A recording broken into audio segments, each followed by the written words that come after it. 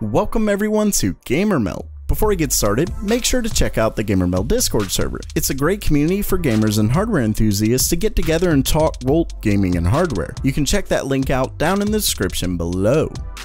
Now on to the news. Between a multitude of leaked OEM RX 590 images, benchmarks, and just about everything in between, it's easy to say that we should expect AMD's rumored GPU to become a reality, and soon. Well, today we've got more leaks, but this time, actual clocks and more. First up, video cards leaked this XFX RX 590 Fat Boy? Okay, naming aside, it has all the same specs to AMD's RX 580, which is what most of us expected, considering the 590 is simply supposed to be based on their 12nm FinFET design for better efficiency and higher clocks. And it's the clocks where the 590 looks much better in. According to video cards, its XFX variant has a boost clock of 1600 MHz, which, if it's one of their lower end variants, it puts the RX 590 15% over the 580, which certainly isn't bad depending on the price. Speaking of, the second 590 that leaked was put up by a third-party seller on Newegg, and while the price is there, I wouldn't put too much weight to it.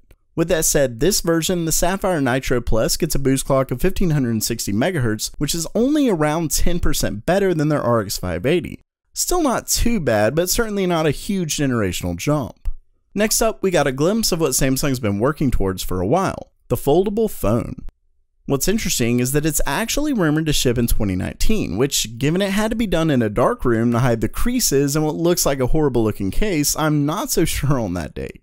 Regardless, while it's clearly quite chunky right now, it doesn't look that bad, and the prospect of keeping a phone-sized device in your pocket that can quickly be taken out to reveal a tablet is pretty nice. I guess we'll just have to see if Samsung can figure out a great way to do this with minimal compromise.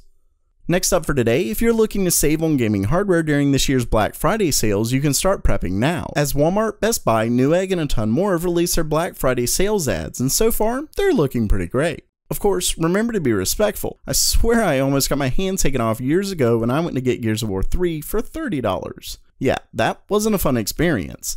I did enjoy Gears of War 3 though, please don't hate me. Lastly for today, Asus is back in the game of standalone cases with the announcement of their Tough Gaming GT501. I will actually say it looks sweet, and it's built to be pretty strong, potentially for all those LAN parties you're not having.